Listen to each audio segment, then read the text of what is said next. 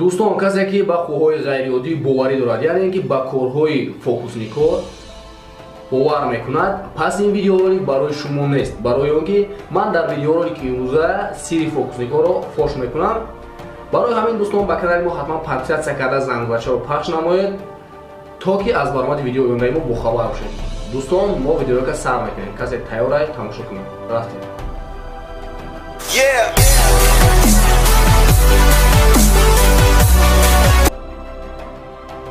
дӯстон, як вақтҳо дар ҳамаи сайтҳои интернетӣ пахш шуда буд ки гӯё ки ба болои як фокусник камаз бо вазни 50 тонна мегузарад ва ин мард ягон чиз намешавад ва то ин вақт инро мекуфтанд ки ин кор ношуданӣ аст ва чӣ хел ин фокусник ин корро анҷом дод. чӣ хеле ки шумо дест доед дӯстон, дар ин ҷо гап дар сари ин фокусник намеравад, барои он ки ин баллонҳои настаяше набуданд ва ҳам аз дигар тарафи камаз хело ҳам бори вазнин баста шуда буд ва дар ин тарафи камаз умуман ягон бор набуд ва ҳам ин баллонҳои ҳақиқӣ набуданд.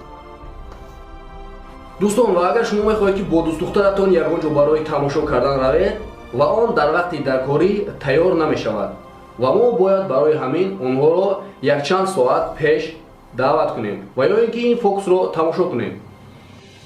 ва чӣ хеле ки мо ин фокусро дест доем дӯстон, дар ин ҷо ин духтарҳо дар мобайни якчанд секунд формаҳои худашонро иваз мекунанд ва ин номумкин аст. ва барои ин намуд фокусро ба анҷом расонидан бояд ки одам таҷрибаи кори хелоам зиёд дошта бошад ва дизайни ин либосҳо гуфтанаш ғайриимкон аст. ин духтарҳо пешакӣ дар танаи худашон 2 ё ин ки 3 курта боло ба боло мепӯшанд ва барои оне ки ин фокусро дар байни мардум хелоам хуб анҷом бидиҳанд, онҳо машқи хелоам зиёд мекунанд, барои он ки ҳар як хатогии хурдакаки онҳо метавонад онҳоро аз саҳна берун кунад. дӯстон, агар шумо фокусники бо номи Крис Энҷелро бишиносед, он хелоам фокусники муваффақ аст.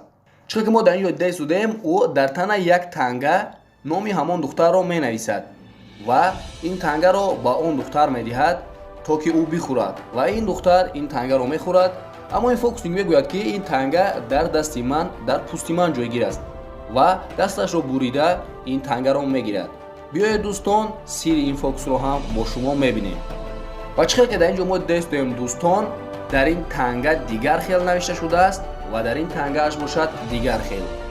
ва ногуфта омад ки ин тангае ки ин духтар хӯрда буд, ин тангаи ҳаққонӣ набуд ва аз ин маълум мешавад ки ин духтар ҳам ҳамкори ҳамин фокусник аст ва ин фокусник барои ин корашро анҷом додан дар таги пӯсти худаш дар ҳақиқатан ҳам як монет ба монанди ҳамин ҷойгир карда буд. лекин дӯстон, асаба фокуси бо муваффақияти Крис Энҷел ин набуд, барои он ки ин яке аз фокусҳои ӯ буд. асаба фокусники беҳтарин ва популярни Крис Энҷел ин аз болои як кришаи хона ба болои дигар криша ба осмон бе ягон банд парвоз кардан буд ва биёед дӯстон, инашро ҳам бо шумо мебинем. наход ки ин фокусник дар ҳақиқатан ҳам ба осмон парвоз карда метавониста бошад ва ҳам одамоне ки аз так ба ӯ нигоҳ доранд, гӯё ки онҳо ҳам ӯро дида истода бошанд ки бе ягон монеа ё ин ки бе ягон банд ба осмон парида истода бошад. ва аз ин маълум мешавад дӯстон, ки ҳамаи ин одамҳо ҳам одамони ҳамин фокусник буданд. ва чӣ хеле ки мо дидем дӯстон, дар айни замон бо монтаж тамом як корро кардан мумкин аст. ин фокусникро дар ҳақиқат аз болои як криша ва болои дигар криша кран мевардошт бо бандҳои хелоам борик ва дар вақти монтаж ин бандҳоро тоза мекунанд ва барои ҳамин мо намебинем ва хаёл мекунем ки ин дар ҳақиқатан ҳам ба осмон парвоз карда истодааст. лекин ин фокусро инҳо хело ҳам вақти зиёд буд ки тайёр карданӣ буданд ва мо бо шумо хаёл мекардем ки инҳо дар ҳақиқатан ҳам қувваҳои ғайриоддӣ доранд, лекин қуввара ё надоранд, ҳам кране ки боло ҳаму дорад. ин фокусники хело ҳам ҳушёр ва беҳтарин дар барномаи талант ҳамаи тамошобинҳоро дар ҳайрат монд. дар ин видео мо чӣ хел ки дост доем, гӯё ки ӯ бо дрел сари худашро сурох карданӣ аст, лекин сари ӯ сурох намешавад ва чӣ хеле ки мо бо шумо медонем, ин кор ғайримумкин аст. лекин дӯстон ин сверло яке аз сверлоҳои қадима буд ва то он вақте ки ӯро ба танаи ҳамон чиз сахт наҷиқем он ягон зарар ба мо намерасонад. лекин ин фокусник ба ин наистод ва бинед ки боз чӣ кор кард. чӣ мо дар инҷо дестем дӯстон ин ҳамин дрелро аз калонашро бо даҳани худаш медозад то охираш қариб. инаш ҳам агар бихоҳем фаҳмидан мефаҳмем, барои он ки инро карданаш мумкин аст, лекин бо машқи хело ҳам зиёд.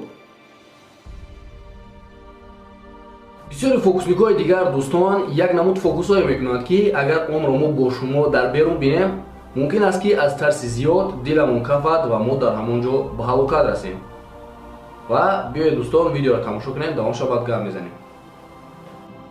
дӯстон фикр кунед ки шумо дар берун хубаш дар шабӣ ин гуна одамро вохӯред.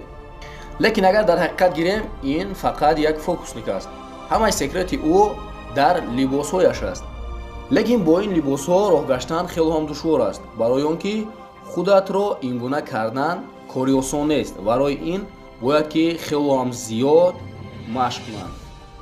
аз ҳама безебиш даъмояд дӯстон ки ин намуд костюмора дар ягон намуд магазинҳо фурӯхта намешавад.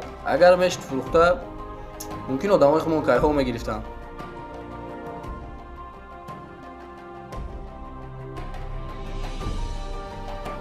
ва дӯстон бо ҳамин видеоролики имрӯза ба анҷом расид. дар канали мо ҳана подписатсия кардед ва видеои нава интизор шунед.